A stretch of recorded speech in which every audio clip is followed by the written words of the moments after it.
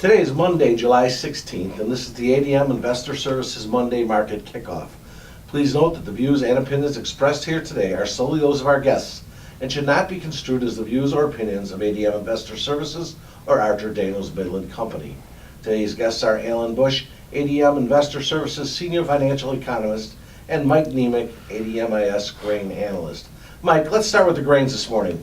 The USDA Crop Production and Supply Report came out last week. What are your thoughts about the report and the price action we've seen since the report was released? Well, I think it was representative. We found out that as far as the corn and the beans carryout numbers go for the old crop, we are adequate. We got roughly 2 billion bushels of corn. We've got roughly a little bit less than 500 million bushels of beans. The trade was looking for that, and the trade kind of sold on off.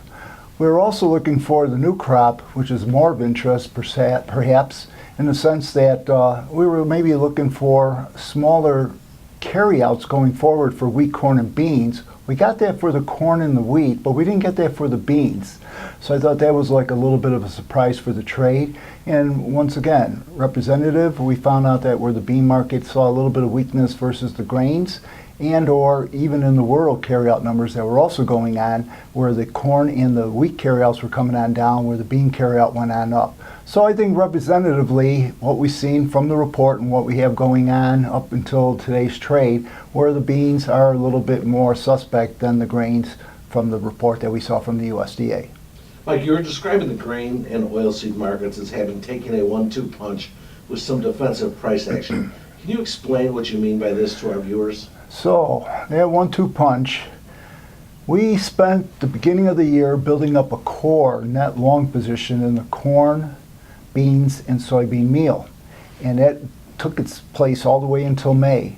And then I was talking about the 1-2 punch. And the 2 punch is maybe something that was new to the trade in here as far as politics go, which is not always complacent to the trade.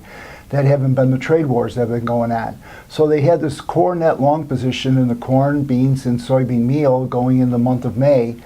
And we found out that the political side of things turned a little bit nasty, and we've seen a little bit of fall off from there. However, I'll still get back into, in history, over time, during this time period, June, July, going into August, I try and tease about this, but I'm not talking about Donald Trump, but the Trump card is always about what's going on with the crop and the crop ratings and conditions. And what we found out going into May, into June and July, we planted the crop, the emergence has been good, the conditions have been in the 70% percentile, good to excellent, and that's going to be the price direction. And what we've seen during the month of at least June and July up till now, seeing the trade go from somewhat of a core net long position in the corn and the beans and in the meal to now somewhat net short the corn and the beans and lessening their possession possession of the meal. So anyway, that's my 1-2 punch that I'm talking about as far as taking prices from where we were to where we're at right now. So, Mike, what does the money flow look like in the grains according to the Commitment of Traders reports, and where do you see prices moving from here? So it's a good question because of the fact that here we are having established contract lows in the corn, beans, and or Minneapolis wheat, all our spring crops, and the trade getting short all three of them. I guess the question is that how much of a core position now do they want to go back in May when they had a net long position? How much do they want to go and get net short going forward in here? Because once again, the caveat going out there forward is that we are looking at smaller supplies for the 18-19 marketing year than we have right now. So where does that catch and hold? And we know where our contract lows are right now for corn, beans, right at this point in time. Are we going to go and find out that they want to continue to add to their net short position? The Commitment of Traders report that came on out showed that they were adding to their net short position. The big question mark is do they have more ammo they want to go and put on the short side? I kind of want to say what round we're in right now as far as a 10-round fight, as far as going from long to short, that maybe we're in round 5 right now because we're getting in the middle of July. And I said before, I wish we were in the middle of July and they had a sizable net short position because going forward in here, the carryouts are coming on down, and that if we do pick up demand going forward in here, which we don't know right now, that perhaps that we're kind of settling a bottom. Thanks, Mike. Alan, let's start by touching on a market that we haven't covered all too often, the copper market. Why has copper been so weak lately, and where do you think it will likely bottom? Well, first of all, the copper, as you mentioned, has been extremely weak, and it is apparently due to the anticipated lack of demand from China. Of course, China is the largest consumer of copper. So with these trade wars ongoing, it is thought that demand from China will continue to be less and less. So as far as where a bottom might be, I'm not looking at any particular price. I'm looking more at a particular event. When it appears that the trade wars are resolved or are close to being resolved, once that feeling is taking place or happens, that is likely to be the bottom of the copper market. So I don't think we're close yet to any type of resolution to the trade situation, meaning copper will probably drift lower. But look for, when a resolution seems to be likely, that will be the bottom. Copper, of course, an industrial metal, which is very much tied to economic growth throughout Exactly. the world, Right. and trade wars, which traditionally stymie growth, is weighing on the market. Absolutely. On Friday, the NASDAQ futures advanced to record highs, and today, the S&P futures traded at the highest levels since March. Meanwhile, the Shanghai stock market fell to a two-year low. Why are the U.S. stock index futures performing so much better than the Chinese equity markets?